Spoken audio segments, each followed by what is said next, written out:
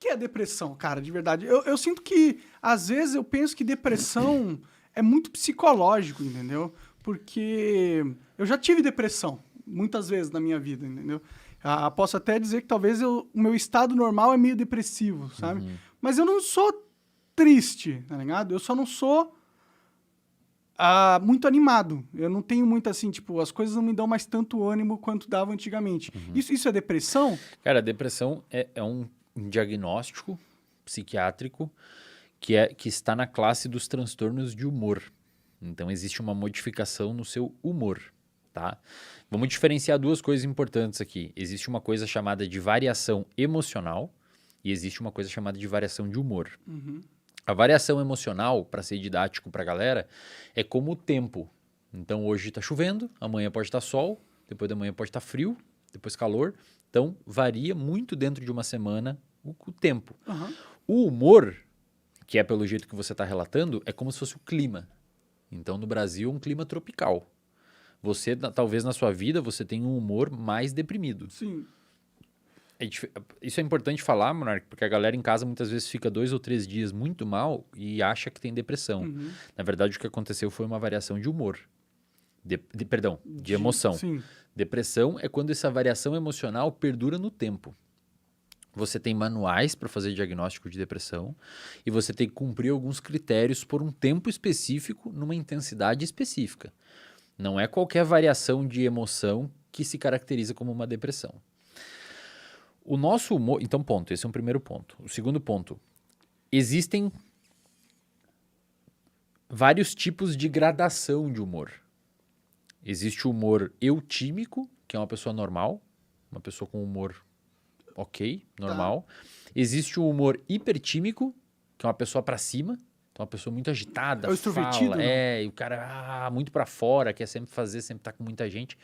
E existe o humor distímico, que ela é uma pessoa naturalmente um pouquinho mais deprimida, não chega a ser uma depressão profunda, embora eventualmente pode descer para uma depressão profunda, mas não chega a ser uma pessoa com humor eutímico, normal, assim, é uma pessoa que está um pouquinho abaixo.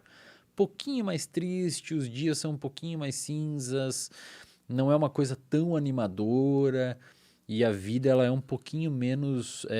Mágica? É uma parada meio assim, exatamente Pode isso. crer. E aí o que acontece? Essa pessoa que tem um humor distímico, um pouquinho mais para baixo, ela está muito mais perto de descer para uma depressão. Então, eventualmente um estresse, eventualmente uma mudança agressiva em alguma coisa na vida, pode fazer com que a pessoa desça para a depressão. A pessoa que está hipertímica, que é muito agitada, ela está muito mais perto de abrir um quadro que a gente chama de hipomania, que é um quadro característico de um transtorno de humor também chamado transtorno bipolar, que a pessoa fica muito para fora. Então, compra mais, fala mais, a autoestima sobe, que pode ser, inclusive, danoso para a pessoa. A pessoa fica muito impulsiva, né, cara? Sim, sim. Vai muito para uso de substância, eventualmente fica agressiva, irritada, etc. Interessante.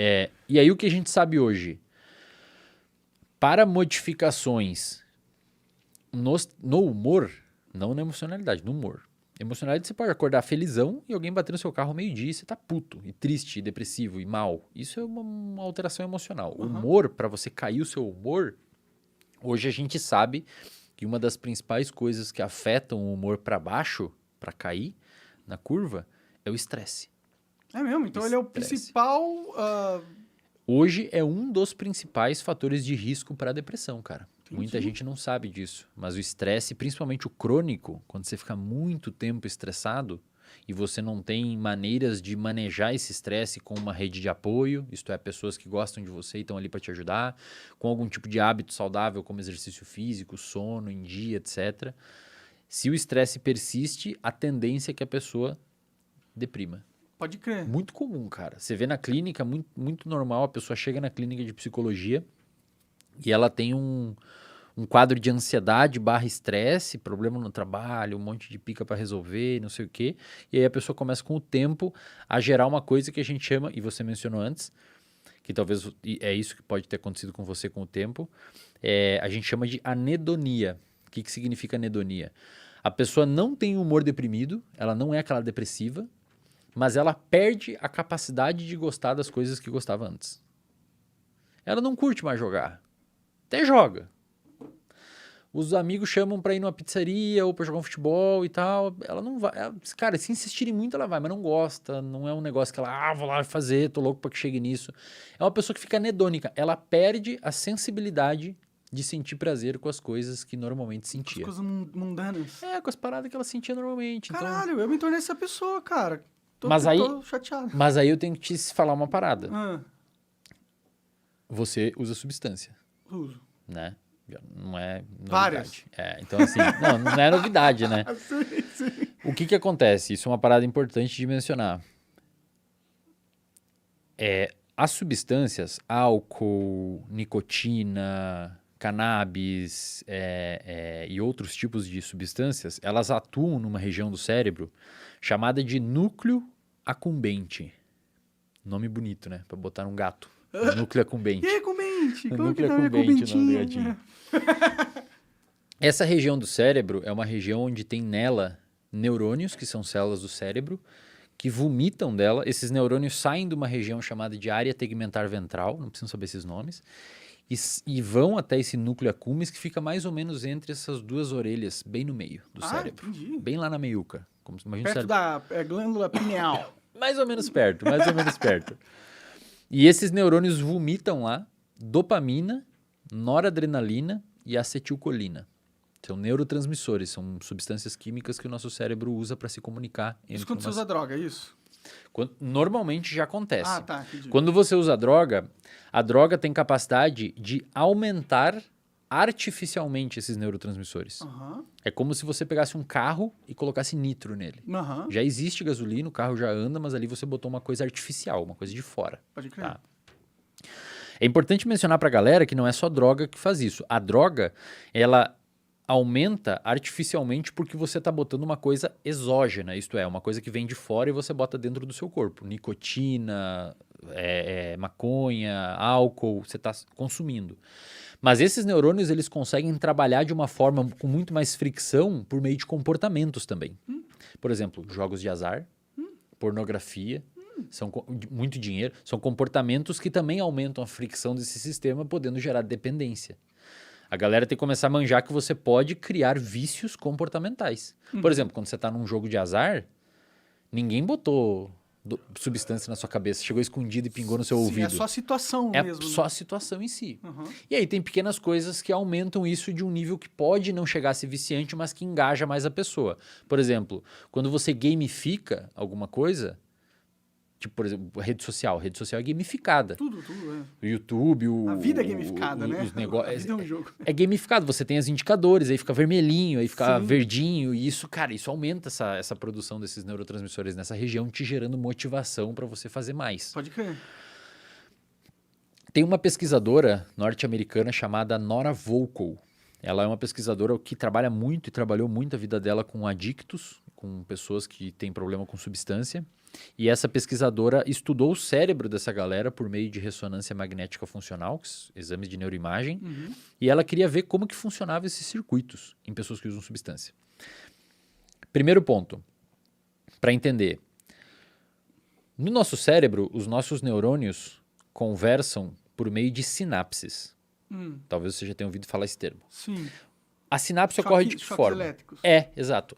Só que esse choque elétrico, ele é mediado por sinais químicos. Aham. Então você tem os neurotransmissores, que são químicos, e eles se traduzem em um choque elétrico. Porque tem uma movimentação de íons e esses íons têm cargas. É muito louco. O nosso cérebro, se eu botar um aparelho para medir eletricidade, eu vejo milivolts no seu cérebro. Igual na tomada, só que na tomada é volts. Entendi. Só que é muito menos. Pode crer. Porque tem íons lá e tal. Olha como que funciona uma sinapse básica. Você tem um neurônio pré-sináptico, você tem um neurônio pós-sináptico. Esse neurônio pré, ele vomita neurotransmissores e esses neurotransmissores se ligam em receptores aqui. E aí, uma vez que se ligam nesses receptores, eles abrem os receptores e entra íons. E aí, a transmissão é levada para frente.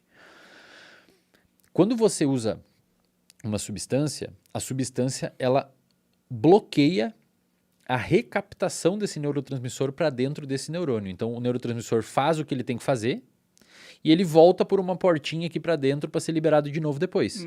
Só que a substância bloqueia essa portinha. Aí o neurotransmissor fica mais tempo aqui. E se ele fica mais tempo aqui, ele fica mais tempo agindo.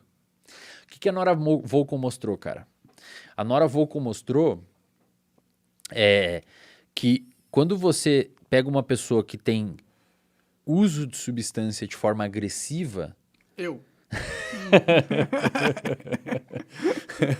Eu não tô falando isso porque eu tô aqui com você, tá? Eu tô Não, falando tudo bem, porque é uma eu tô parada... interessantíssimo, só pra porque você é ter algo noção. que faz parte da minha E vida. às vezes eu a quero entender galera também é que importante. merda eu me meti de Você usar tem um tanta público droga. muito adolescente e Não, tal? não. É uma galera... A minha faixa etária de mais audiência é dos... acho que é 24 a 35 anos. Legal, maneiro. Mais ou menos a minha idade, tenho 28. Ah. Então, assim, o que a Nora Volkow mostrou? É um estudo publicado numa revista chamada PNAS, uma das melhores dos Estados Unidos. Ela mostrou que quando você deixa muito neurotransmissor aqui, muito tempo aqui devido ao uso de substância ou algum comportamento, esses receptores que ficavam aqui, eles começam a ser internalizados. Eles criam um processo de resistência. Então, o que acontece?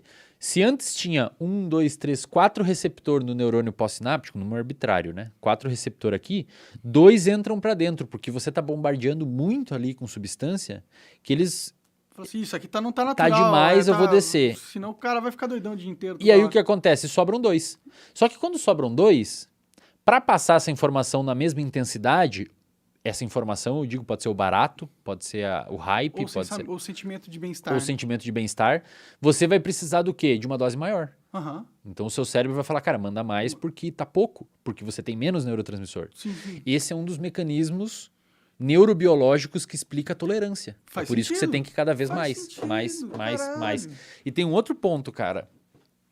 Você me fala aí, meu, eu começo a entrar nesse assunto e eu fico animado aqui, eu não paro de Manda falar. ver, eu tô gostando pra caralho. A Nora Volkow mostrou que quando esses receptores são internalizados, essa região do cérebro chamada núcleo accumbens, ela reduz a capacidade metabólica de uma região do cérebro chamada de córtex pré-frontal, que fica atrás da sua testa. O que o córtex pré-frontal faz? Ele basicamente controla a sua impulsividade. Então ele faz você olhar a substância e fala não vou usar, e volta a fazer as suas coisas. Olha que sacanagem. A droga reduz os receptores, fazendo você querer mais ela E reduz a e sua reduz a sua resistência. freio e tira o seu freio. Caralho. Então você quer mais e você não consegue parar. Pode Esse ser. é, para quem nunca sabia como que uma tolerância é formada no cérebro, é exatamente assim. Faz sentido. E aí o que acontece, cara? Qual que é o problema, Monark? Olha que louco. Quando você reduz esses receptores, quando eles são internalizados, começa a sobrar menos, na ausência do uso da droga, você tem menos potência de gerar bem-estar. E aí você começa a ficar anedônico. Uhum. Então nada mais te gera prazer a não ser o uso da substância. Caralho, eu sou essa pessoa, mano. Eu sou essa pessoa. Que eu fudi meu cérebro, velho. Que merda. E não volta nunca, não? Aí que tá. A gente não sabe, mas tem estudos em macacos, primatas não humanos, que o macaco ficou... É da mesma autora, da Nora Volkow. O macaco ficou 276 dias, se eu não me engano, em abstinência, sem uso da substância, e não voltou. Não Os voltou? receptores, mas daí era cocaína. Tá. Era coca. Entendi. E o macaco, se você dá a opção para o macaco se auto-administrar cocaína, ele se auto-administra. Ele gosta? Mas olha que louco. Faz sentido. Se ele for o macaco alfa, ele não se administra tanto. Sério? Porque ele já tem prazer em outras coisas. Ele é o primeiro que come, ele dorme melhor, ele escolhe faz as fêmeas. sentido. Então isso abre um leque para a gente pensar que quando você tem enriquecimentos no ambiente, então você tem uma boa rede de apoio, você tem bons amigos, tem um bom trabalho, você tem, sei lá, velho, você tem coisas que você gosta, você tem parques, você vai à academia, você tem um enriquecimento que a gente chama de ambiental. Tem uma boa vida, né? O ambiente é rico em estímulos, Sim. a tendência é que a droga não seja tão interessante. Pode crer. Os macacos a gente vê isso. O macaco que você pega um macaco num zoológico ou num ambiente natural, os macacos, os primatas não humanos em geral, formam uma hierarquia muito perfeita. Tem o alfa, tem o 2, tem o 3, tem o 4, tem o 5, até o 30. Pode Vai crer, indo. sim. E, cara, o Não, mas os 27, humanos, a gente o faz 27 manda no 28 e nos outros, mas não no 26. Claro que eles trocam. Às vezes o 27 surra o 16 e vira o 15. E assim vai indo, tá ligado? Quando você dá pra essa galera, ó, vocês têm opção. E aí, óbvio, o macaco alfa é o primeiro a comer, Ele escolhe as fêmeas, ele come, bota um monte de comida, ele come, o resto come o que sobrar. E ele que é o líder e escolhe onde vai dormir, não dorme na chuva e tal. Quando você oferece a opção deles se auto-administrarem cocaína, o macaco alfa é o que menos tem interesse. Porque ele meio que já tem, né, cara? Faz sentido. E olha que louco. Agora a parte que é mais interessante. Quando você olha o cérebro desse macaco alfa, ele tem mais desses receptores. Ou seja, para ele... É mais fácil ficar no bem-estar também. Exato. Caralho, que então merda. qualquer coisa é bom para ele. Ele não precisa da droga. Porra, eu nasci um beta então, velho. Mas, cara, você entende o poder desses estudos, Monark? Eles explicam muita coisa legal, cara. Sim. Porque o que você vê que a pessoa que começa a usar muita substância, ela começa a perder o interesse nas paradas, cara. É verdade. Assim, não é muita coisa que antes era legal. No jantar de família se eu posso só... Imagina qual é a graça de ir numa academia pro cara que usa uma droga muito pesada. Não tem graça nenhuma, velho. É monótono, O jantar em família não tem graça, os amigos perdem a graça, aí a pessoa começa a ter prejuízo social e tal. Sim. Então, e o oposto também o que aumenta a chance dele querer mais droga, porque Exato. ele não tá numa condições onde ele tem uma situação onde esses neurotransmissores são produzidos Exato. naturalmente. E, cara, e esses estudos neurocientíficos podem ser utilizados para embasar políticas públicas. Por exemplo, tem alguns estudos mostrando que quando você consegue colocar academias públicas em bairros de periferia, você tende a ter uma pequena diminuição claro que a gente não pode associar que é causal, mas uma pequena diminuição da violência desse lugar. Não, faz sentido. O cara tá jogando o estresse dele no exercício É um físico. enriquecimento ambiental, cara. Você dá mais opções, saca? Aí vai ter pessoas falando assim, pô, mas como é que tem filhos de rico que usam droga? Mas aí existem outros fatores. Às vezes a droga é valorizada no contexto onde ele tá. Só porque o cara é filho de rico não quer dizer que ele tem uma vida boa. Exato, né? perfeito. Às vezes os pais tão atarefados que não estão nem aí pro cara. Sim. Então eu acho muito foda, cara, porque quando você vê, o estudo em humanos mostra que quem usa muita substância reduz esses receptores, gerando uma tolerância e uma busca cada vez mais por prazer. E quando você olha em macacos, aquele macaco que precisa de menos substância, que quer menos substância, ele tem mais receptores. A conclusão geral disso, que a gente pode tirar, é: tente obter o máximo possível de prazer de coisas simples, naturalmente, para você tentar não deixar o seu cérebro muito exigente. Pode porque crer. senão você bota num lugar e aí entra outros problemas, cara. Você acaba de assistir um corte do Monark Talks. Agradeço demais, mas se você quiser ver o vídeo na íntegra e acompanhar ao vivo todas as transmissões, você tem que ir lá no rumble.com/monark para não perder nada. Segue a gente lá.